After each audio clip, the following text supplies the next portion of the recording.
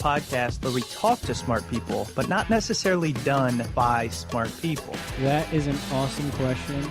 This one goes down probably on one of my top 5. Hey, I like nutrition. I like to eat food. This is the coolest thing ever. We're going to do this forever. I wish I paid more attention in that class. You know, I'm going to be honest, I don't understand that. As a man, I don't get it. Welcome to smartpeoplepodcast.com. Welcome to Smart People Podcast, conversations that satisfy your curious mind. I am Chris Stemp, and we have John Rojas on this interview as well. Hope you're doing great today, and if not, hopefully this will cheer you up a little bit. This episode is definitely unique for a few reasons. First of all, there's 2 guests on at the same time, and one of these guests has been on the show in the past, at the beginning of this year. This week we are interviewing Tony Stubblebine and Erin Frey. Now, if you remember back to episode 137 when we initially had Tony on, you will know he is the CEO and co-founder of Lift, a life-changing app that helps you form habits. More than that, Tony is a fanatic about human potential, creativity, and the power of action. He's a serial entrepreneur, having worked on a number of startups, including being one of the first guys at Twitter. Erin is kind of his right-hand gal. She's a writer in residence and head of research at Lift. She curates life hacks for Medium and graduated from Yale. Now, we wanted to have them on for a couple reasons. First, the first episode with Tony was incredible. People wrote in about it forever, told us how much they liked it. It was one of their favorites. And so if you haven't listened to episode 137, I urge you to go check that out. In that episode, we talk much more about being an entrepreneur, what he's realized, making a ton of money and now doing a passion project, what it was like to be in early at Twitter. Some really great stuff. But in this episode, completely different topic, but still makes a lot of sense for them. The subject is how to have the strongest mind in the room. Wherever you are, to know that your mind is rock solid and you are grounded in that moment and that you are as clear or clearer than anyone around you for the purposes of self-betterment. The way to do that is through meditation. Now, why have Tony and Erin on to talk about meditation? Well, they have an interesting perspective because working at Lyft, founding Lyft, being the head of research there, they see tens and hundreds of thousands of habits that people form, things that people do throughout the world, why they do them, when they do them, how often, how long, what do they say about it, what's their help. So it's like a crowdsourced knowledge encyclopedia. And what they noticed is that the people that were doing some amazing things, that were keeping their habits, the good habits, who were making real change, were meditating. It was a binding factor. They talked about how some of the most powerful people on earth and how people such as CEOs and even ones you wouldn't think of like Wall Street brokers, traders, the 1%, if you will, they were meditating because it is a way to get a leg up in this world. It's a way to cure multitasking, stress, a number of things. And they're putting it into their new book titled The Strongest Mind in the Room. So I think that's a good lead in. We're going to let Tony and Erin take it from here as John and I interview them. But really quick, it's the holiday season. A lot of us are doing some shopping. If you're buying things online and using Amazon, one way to really help out the show for no cost and no additional time to you is to use our affiliate link, which is smartpeoplepodcast.com/Amazon. All you have to do is type that in and it takes you directly to Amazon. Anything you buy for 24 hours, we get a small kickback, no cost to you. It helps us make a couple bucks while we're putting this out there. So please support the show. We greatly appreciate it. smartpeoplepodcast.com/Amazon. All right, that's it. Here it is. Tony and Erin. Hope you enjoy.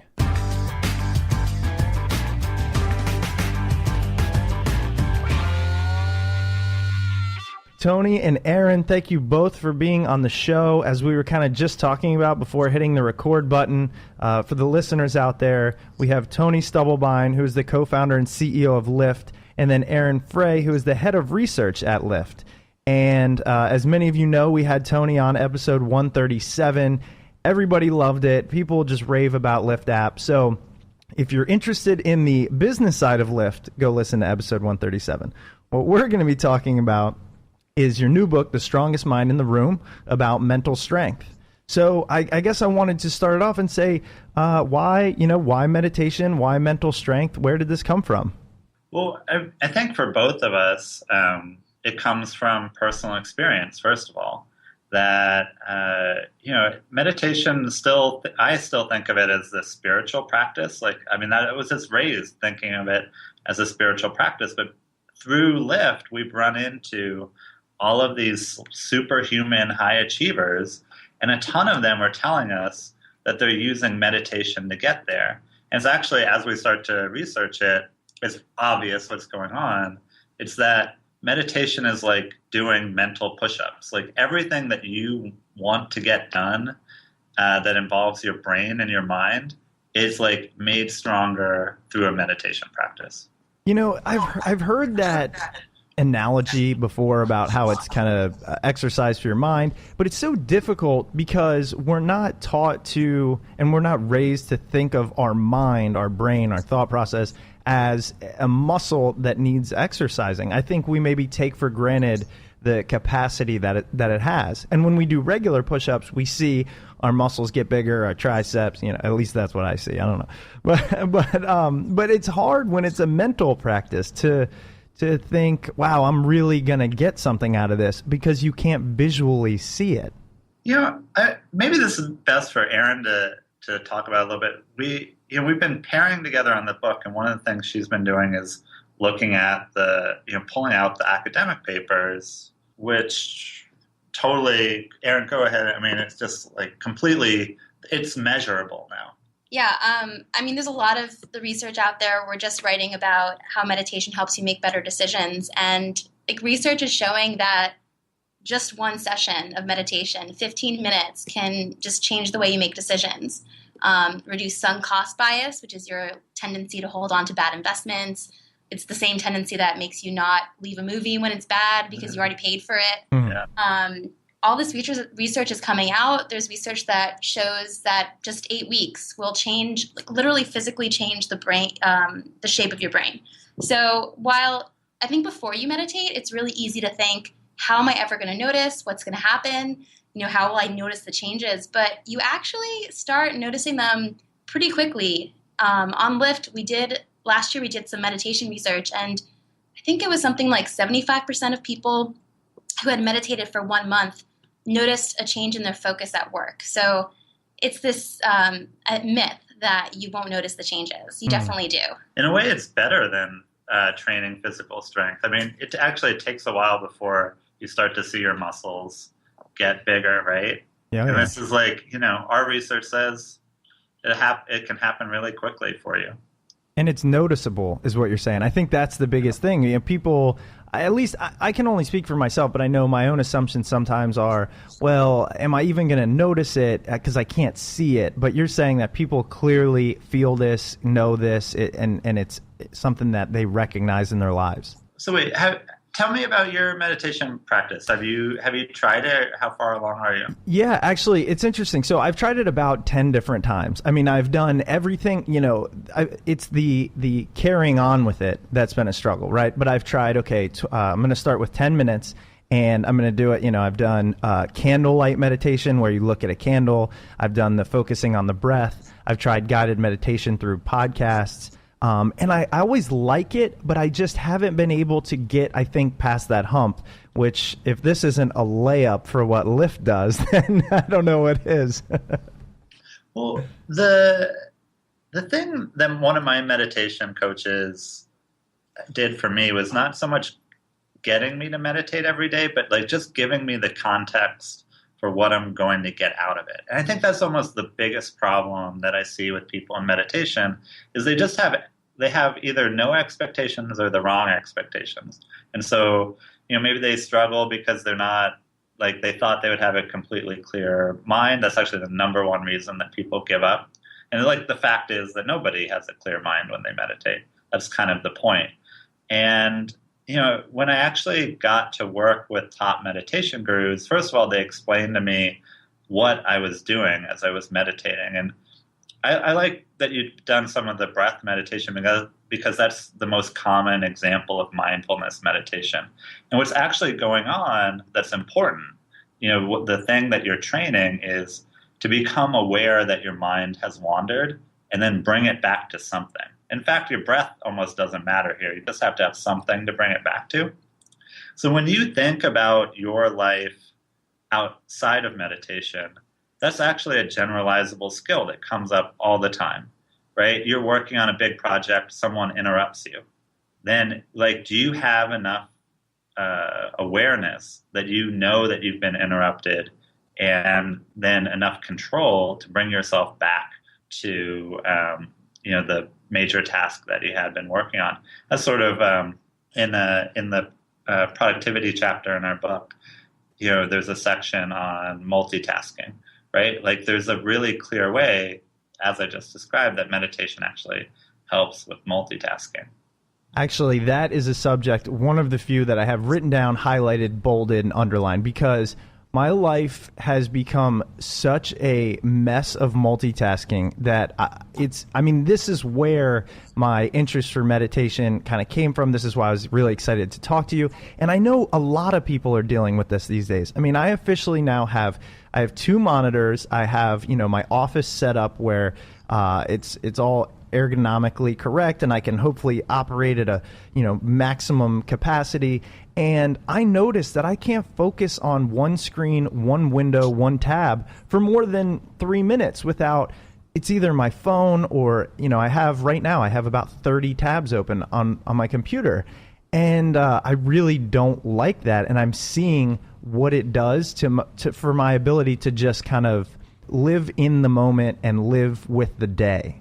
So here's the crazy thing about multitasking. One, it doesn't actually happen. So when you multitask, what you're really doing is you're very quickly switching between tasks, which is obviously really tiring for your brain because it's not used to doing that. And then there's research showing that the more you multitask, the less able you are to focus. So just like meditation, as you practice it, helps you focus more and more, as you multitask more and more, you're less able to focus. So this effect you're seeing, which we're all seeing because, advertisers, technology, a lot of it out there does distract you and is made to distract you. It's priming you to lose your focus because that's how it works. Mm-hmm. So that's the other important thing about meditation. It's almost becoming necessary in our new world. So, and I've heard similar things to that before, and I totally wholeheartedly believe it. What I don't quite get is the link between meditation and that multitasking. And I understand what Tony was saying in terms of, and maybe that's the answer, but it allows you to notice when you're being pulled off task. Is that the main way that meditation helps with multitasking and focus? Yeah, that awareness of your inner dialogue, right? And this is, I think almost meditation is sold as the wrong thing, that the vast majority of people who come to meditation are thinking that the main benefit is going to be a calming effect. So in a way, they're almost not aware that they're building this strength around awareness that they could use other places. But to take this back to a training mentality, when you go to the gym, you lift weights, right? Mm-hmm. Over and over again. You do multiple sets, and every repetition is supposedly building physical strength for you. It's exactly the same when you meditate, is that every time your mind wanders and you bring it back, you've done one repetition, right? It just as you've done one repetition of a bench press or a squat. And that's sort of counterintuitive to most people, because most people think it's bad every time their mind wanders. But in fact, it's good, right? That's if your mind never wandered, you'd never get any reps at becoming more aware of it and learning to control it. And so, as we write this book, is almost every task that we see in the business world or the sports world just requires some level of awareness and mental control. We talked to a researcher about procrastination who just laid it out completely. Procrastination is you avoiding some minor bad feeling that hasn't surfaced beyond your subconscious. But you can become aware of that. And then once you're aware of it, you can control it. We just did something on writing and the way your inner critic slows you down. And it's just, it slows you down because you're not really aware of it at your sort of highest level, right? It's very subconscious. And so like all of these things come back to your performance is just greatly improved if you train awareness of your inner dialogue regularly. Yeah. Mm. Yeah, it makes a lot of sense. I was just thinking, relating it to, I recently just went through coach training. So I'm trained as a life coach. And one of the things that they teach is, we're not here to answer and solve all the problems. We're here to help the client become more aware of what's going on, maybe dig a little bit deeper, see things from different perspectives. And then as that awareness grows, you can come up with unique and exciting solutions or options. And it almost kind of sounds like that's the idea. Look, meditation will help you become aware and control and understand that mental chatter in order for you to implement that into your life a little bit better. That's exactly right. I don't know, are there things, I'm curious things, maybe we can work through some of the goals you have in your own life. Like what are places where you think you wish you were mentally stronger? For me, it really is because I guess I have 3 jobs now. I work for a nonprofit, I do this podcast, and I'm getting my coaching off the ground. So it really comes down to that never focusing on one thing, because I'm always thinking about simultaneously, I could be doing something better for both other businesses while I'm working on one. And then as I do that, I'm thinking, I'm really dropping the ball on the one I'm currently focusing on. So it's totally a lack of just ability to make the decision, block everything else out, focus, and almost compartmentalize, if that makes sense. What that reminds me of is the procrastination research we talked about. Because it's like when you describe this to me, it's so clear that you're clear that that's not how you want to operate. Right? Like all of those cross currents of negative thinking are just hampering the thing that you're trying to get done in the moment, right? Right. So the problem, when we talk to this procrastination researcher, I think this actually applies to a lot of different areas, is what he called procrastination is he called it short-term mood repair. And so essentially that, you have this thing that you want to do next, but you have some low-level anxiety that's getting in the way, right? So for you, a lot of people have anxiety that's like boredom, right? Like, I don't want to do it because it looks boring, but they never voice that. They never voice it even to themselves. So even like you're in this moment, you're working on, I don't know, like editing the podcast, and you're thinking like, I really should be like recruiting for my coaching business or something, right? Exactly. You have this anxiety about this other thing that you're not doing in the moment that is just like causing slowness or probably some paralysis in the task that you have in hand. So now the question is, how do you get out of that? And this is, I don't know, I'm trying to think like what is the best analogy for you guys. I feel like a good analogy comes from this book, Thinking Fast and Thinking Slow. You sort of have these two systems in your mind. One is very reactive and one is very slow, rational, and effortful. So in an ideal world, your slow brain would be working all the time because that's the rational brain, that's the brain you trust, right? But in your everyday life, the fast brain, the system one, as they call it in this book, is making a lot of the decisions for you. And so when we talked to this procrastination researcher, he basically explained meditation as the process by which you're taking a decision from one of those systems, from the fast system to the slow system. So, and the best way that you can take that to your slow, rational, effortful brain is to put words to something, right? Your instinctual brain doesn't work with words at all. But the second you've placed words to a feeling that you're having, you're forcing your rational brain to come to the forefront and work on it. And so that's like when we say like to have awareness, that's what's really going on, is that like, you're struggling with too many ideas in your head, but you haven't named any of it. And so like that's all of these feelings that are forcing instinctual decisions. But the second you name it, the second you say, well, listen, I'm supposed to be editing this podcast, but I keep feeling bad about this other task, about my coaching business. But that's silly because I need to get this podcast done no matter what. I'm just going to focus on it, right? Like when you say those words out loud, it just really lets your rational brain take over. And this idea comes from a lot of different places. I've heard other people call it the elephant and the rider. Your elephant is this big, lumbering, emotional beast that's going, wherever it wants. And every now and then this tiny, weak-willed rider on top of the elephant wakes up and whips it and goes, no, go left, right? But the rest of the time it's asleep, right? So you just need tricks to wake up the rider. And that's what meditation is. That was one of the best descriptions I've ever heard, because you so quickly identified the idea of anxieties behind procrastinating. It's not that there's too many things to do. It's that I'm not willing to put one thing in front of me and conquer that, because there are anxieties and fears and all these things around it. And I know that's a very common thing. I talk to entrepreneurs and people trying to get things off the ground, and artists, whether it comes to writing or musicians. And I think, as you mentioned, oftentimes we kind of disguise those inner thoughts by calling them other things or just ignoring them. And I love the fact that what you said, putting words to it, is a way to just force yourself to say, here's what's happening, and move on. It's beautiful. I love it.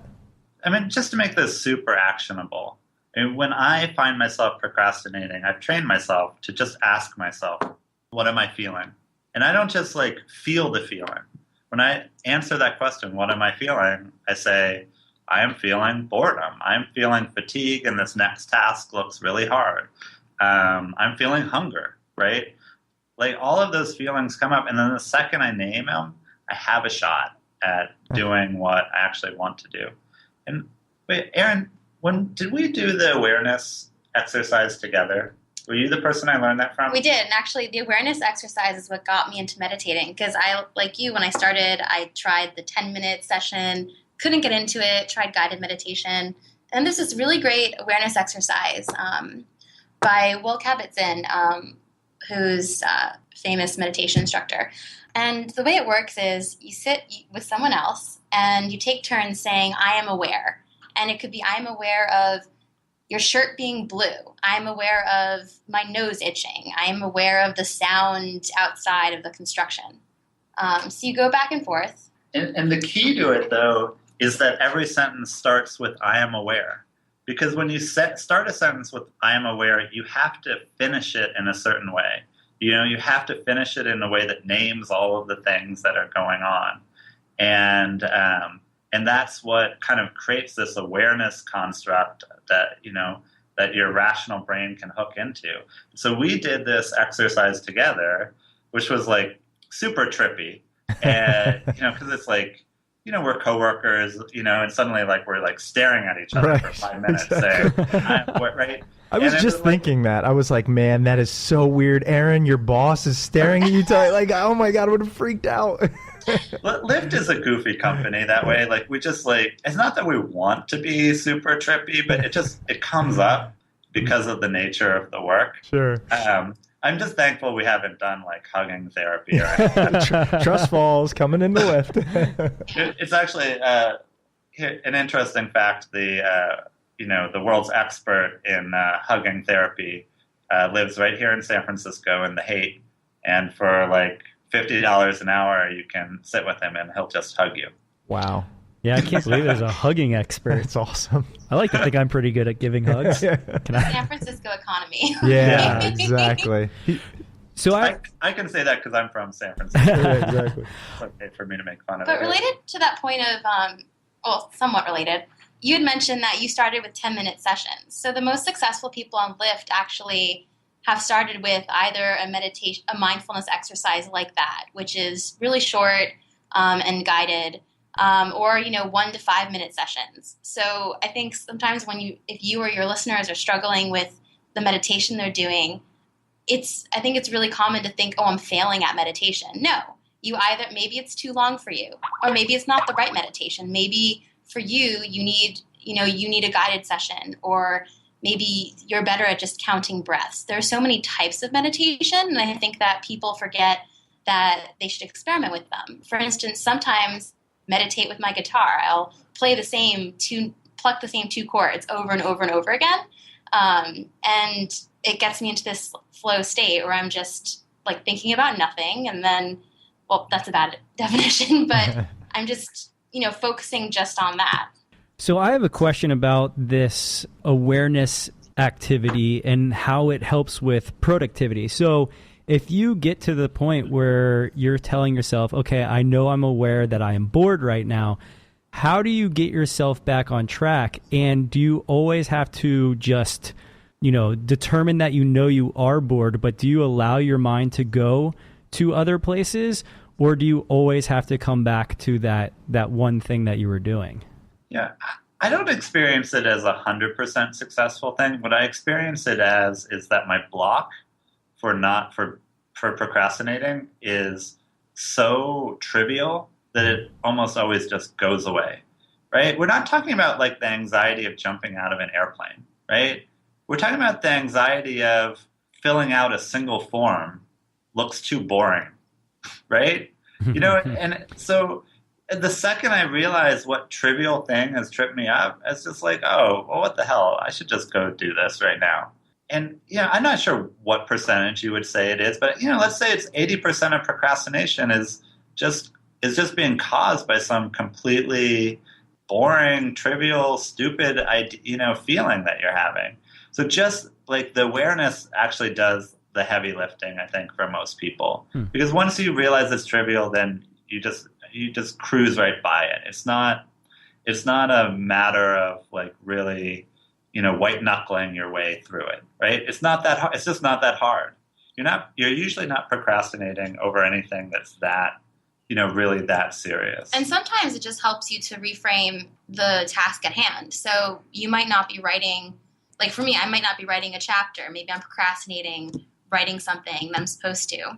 And then I'll step back and say, okay, but why am I procrastinating on this? And it could be that I reframed it the wrong way, or maybe it needs to be broken down into 2 different sections. So it can let you ask the questions you need to ask to get through the block. You don't always know what the cause of the block is, but it'll get you on that path.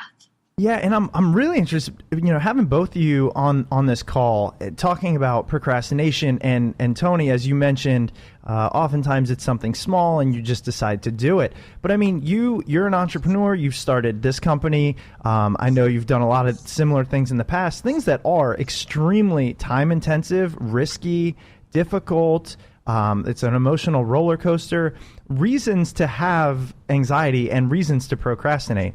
And Erin, as you were just talking about writing a book, like writing a book is hard work. I mean, just thinking about hundreds of pages is enough to shut most people down. So those are real. That's a real thing. That's not as simple as, oh, I'm bored or I'm hungry. That's like, man, this is a year of my life to write a book. Do you see, I know this kind of goes into meditation a little bit. It might be more just mental strength or what you both have learned. But what do you think about getting past those major blocks? It's funny, like we're talking about procrastination as like, I know, it's almost like, there's so much guilt around it. But, really the core of everything that Lyft does is we're interested in superhuman performance, right? And it just turns out that even superhuman performers are tripped up by little things or can be improved by improving the little things. And then also it turns out that meditation can play really big roles, right? That, as you come to know yourself, actually the Lyft for me is not a very risky business because I came to understand that, this is my life's work, as I say. Like this is the thing I'm most interested in and that I could spend decades working on just because I find it so fascinating. And so it's actually the problem with my last company, which we might have talked about in the last episode, was just simply I didn't know myself well enough, right? I'd started a company and I thought, all right, I'm going to make this succeed no matter what. Oh, yeah, we did talk about that. Yeah, I remember. Right? Yeah. And it's like, it's such a sad story. It's like, 3 years into it, it succeeded, right? And I had happy customers and like money was good and I had a lot of free time. And so then I had to ask myself, oh, why the hell did I do that? Right? because I just didn't realize that wasn't that we're selling software to conferences. I didn't realize that really wasn't where I wanted to spend the rest of my life. I didn't really realize how much I like working as compared to leisure time. A lot of people who are unhappy at work dream about leisure time, but it's actually like fulfilling work trumps both of those, I think. And like in that awareness of myself, right? I feel like meditation has also played a big role in leadership. Like we have a whole leadership chapter in the works in this book, which is partly about connecting to people, partly about overcoming cognitive biases. I think you'd have to say in my last company that I was having really major biases around, external validation. That I just really wanted to show everyone that I could do this, and I believed that mattered to me, even though I have no real evidence that it would. And so that awareness it plays a big role, not just in the trivial day-to-day stuff like procrastination, but also in the really big stuff like vision and leadership and creativity. A lot of big areas as well. And you were saying that you find yourself multitasking a lot and you don't feel good. And I think as I've meditated more and more, I really enjoy focusing on something more and more. And I think just naturally over time, you start to think about and be aware of what you're doing and why you're doing it. And you'll start asking yourself the questions that you need to ask to make those good decisions and overcome those harder problems, right? Like, why are you doing the work you're doing? Or how do I overcome X, Y, Z? And I think gradually you start to spend your time better because you're thinking about how you're spending your time. So as I said, I can't say that I've successfully meditated and kind of come to the conclusions yet that you guys have. And man, A, I can't wait to read the book, but B, I'm excited to give these a try, especially the awareness thing. But what I will say, and I'd like to hear your kind of definition of meditation, but I do know that the few times in my life when I've kind of escaped, so I went to Arizona, took a bunch of time off work, just did things I like. Or even when I went on my honeymoon, I was in a different country, nobody could reach me, there was nothing, there was literally no constraints on my brain. And I've never felt better than after those experiences. And I think it was mostly because that, in my mind, was a form of meditation. I wasn't judging my thoughts. I wasn't worried about things. I was just kind of being. Does that sound like a kind of one of the things that meditation can do for you? Yeah, I like that you asked us to kind of go deeper into the definition there, because I think of meditation as basically training that touches at least one of three elements. Awareness, which we've talked about a lot. Control, like when you bring your focus back to your breath. That's you taking control of your focus. And the third is calm. And I think calm is the thing that most people think about when they think about meditation. Because, right, your mind is so busy, it's so overloaded, it's so tired, it's so exhausted. Of course it's not performing at its peak. And there's a lot of different ways that you can exercise the calm. I know for me, I've always done that through exercise, actually. Like I really like endurance sports, cycling, swimming, running. And I just find that after a little while, I get into a nice calm flow state. And that's my time every day where my mind gets to calm down.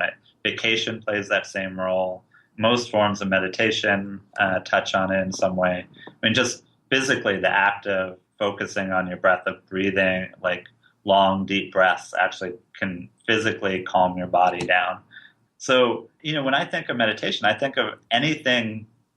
I mean, I don't care about Buddhism or Zazen or any specific forms. That's not the point when we're talking about meditation as a performance or competitive advantage, right? We're just talking about a way to train one of these three characteristics. And once you start to look at it that way, you start to realize that there's all different forms of meditation. I had a guy challenge me to take a full body ice bath, and he said, well, the trick is to meditate your way into it. And so, I put a toe in, like this is freaking cold, man. And I just thought about that toe, and my mind would water a little bit. Then I'd come back to it, and suddenly the cold turns into like a little bit of a burning sensation. Start to put your whole body in, you kind of inch your way in. And, instead of like hating it and really like being stressed out, you could actually focus on the sensation of it, which is not good and which I haven't returned to because, but on the other hand, it was a legit meditation where you just pick something to focus on and keep bringing your attention back to it. I found like it totally qualified as meditation. And sometimes during a hard workout, I'll think, all right, why don't I meditate on my legs right now? Like I'm on the bike, my quads are burning. Tell me more, and I'll just ask my body, like, what's really going on with those quads?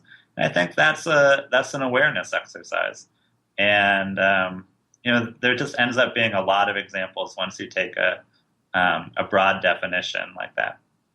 I think I realized as you were going through that, one of the blocks I have on meditation is how you're kind of just, you're being aware, but you're not trying to solve anything. So it's hard in a mindset and in a society, I think, where we're taught if you put your mind to it, you can solve it. So we spend all day putting our mind to a problem. And meditation is almost like not putting your mind to a problem. And it's kind of confusing. Yeah, I could see where you would get to that. It's funny because I don't have that experience hardly at all, and I think it's because I just completely think of it as repetitions, right? Like the problem I'm solving while meditating is going through that loop of awareness, focus, breathe, breathe, breathe, awareness, focus, breathe, breathe, breathe. And it just feels so natural to me because it's like, how many miles have I put on as a runner, as a cyclist, where it's just really monotonous that way? I wonder if for you or for any of your listeners, the struggle has to do with this desire to have a calm mind, right? When you go into it thinking that that's your goal, like my mind is going to be really calm this time. Of course, you resist that because that's unnatural, and it's unnatural for everyone. And so meditation teachers tell you all of this stuff that doesn't quite make sense about, just letting it come and go and, just non-judgmental, be non-judgmental. If your mind is going to be calm, it's going to be calm, right? And that's just impossible if your goal is to have a calm mind. And so the way that it worked for me is I just moved my emphasis. My goal is to do reps, like how many push-ups can I do today? How many times can I bring my mind, back under control? And that's a goal that's actually pretty straightforward to achieve for me. And so I ended up really not struggling that much. But I've definitely felt, I think what you're saying is this want to just be. I think that is something that some people really want to gain. Sometimes your mind, through thinking all these thoughts and being distracted, is trying to create problems to solve that you don't have. It's just thinking in the back of your mind. And sometimes meditation is just, are you okay with being in the present, how it is, like not having to react to everything or plan everything or think about everything, like with you, not having to worry about, all the work you're not doing by editing your podcast. And meditation can definitely help with just being okay with the present. I have a completely different experience from what Chris has here because I did that 21-day meditation with Deepak Chopra, and I loved it. I mean, I went through the 21 days, and I remember telling Chris, like, this is the greatest I've ever felt. And at the time I was unemployed too, so I had, all the time during the day. I was doing projects and actually seeing them through. But my thing now is, now that I have another full-time job, I procrastinate instead of doing meditation, which is weird. So what kind of advice do you have to people that have seen the benefits from it, but then just can't find the time for it? Although that's a terrible thing because we can all find time. There's a saying about that, right? It's like, meditate for 20 minutes every day. If you can't find the time, meditate for an hour. Right? I love that. But actually, we just like that saying as a joke, basically. The person who helped me get into meditation, one of the things he explained to me is that having meditated, and you will have just built up a skill that will be with you for the rest of your life. at that point, the point of continuing to meditate is to prime your brain so that you have access to that skill more readily. So that's basically my experience of meditation, is that I'm not meditating every day. I go through stretches where I don't meditate. But when I do meditate, and when I'm off meditation, I know I have access to that skill set and I will bring it when I need it. But when I am back on a meditation practice, it just comes up so much more naturally. And, and this is like in all of our research, because Lyft has helped 75,000 people meditate. So we go to them when we have questions, like we can survey them, we can look at it as, statistically what works and what doesn't. And they just go to short meditation, right? Once you know how to meditate, all you're really trying to do is just prime that skill again. So I started meditating on my commute. I take the subway to work. In San Francisco, it's the BART. But I was in New York recently on their subway.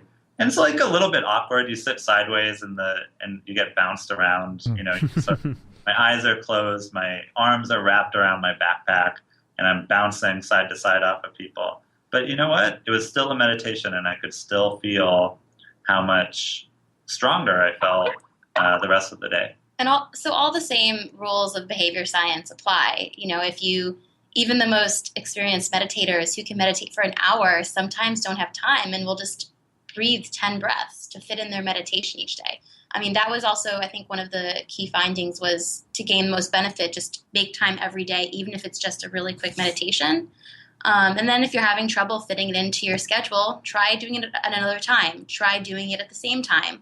A lot of people start their day with meditation. And I think just like right after they wake up, and just like people who start an exercise habit in the morning, it's just easier because it's the first thing you do. There's far less distracting you from it if you decide that's the first thing you're going to do each day. Like Tony does it on his commute. So going onto the train triggers him to start meditating. So I think all of that applies just like with any other habit.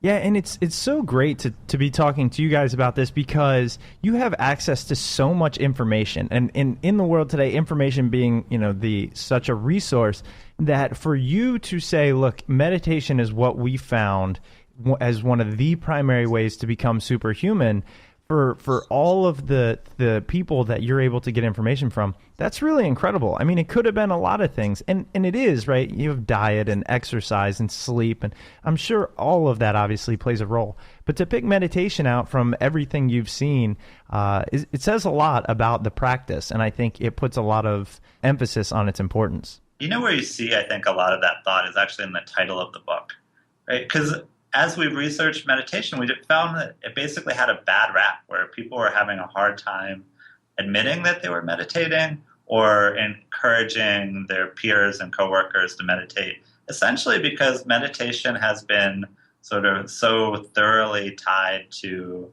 a spiritual practice, or the calming elements is often just a way to treat people who are dealing with problems like depression or severe anxiety. And so it's just like we wanted a title that accurately explained what we were seeing in the world. Like, why are hedge fund managers meditating? It's not because they're like wanting to be more spiritual. I mean, this is like a cold-blooded financial calculation, right? Like, they're meditating because they make money when they're free of cognitive bias. And they know they have tons of biases, and they're trying to get away from that.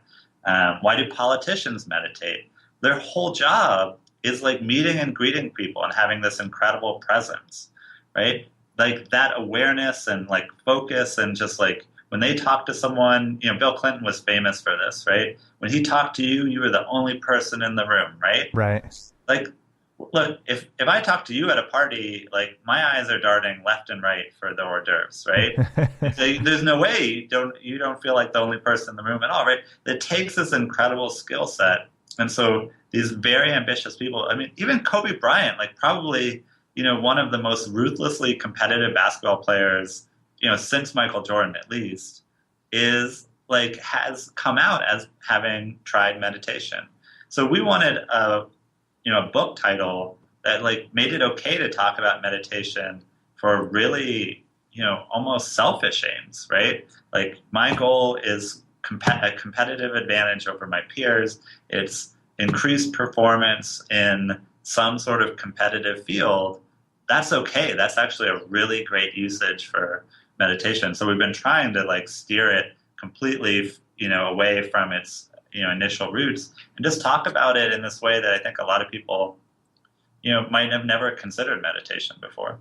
Yeah, I love the title, and actually it reminded me of, and I the thing's blanking, but what's the book, and I think it was in a movie about the financial people that were, it's the something in the room. Have you heard that one? Yeah.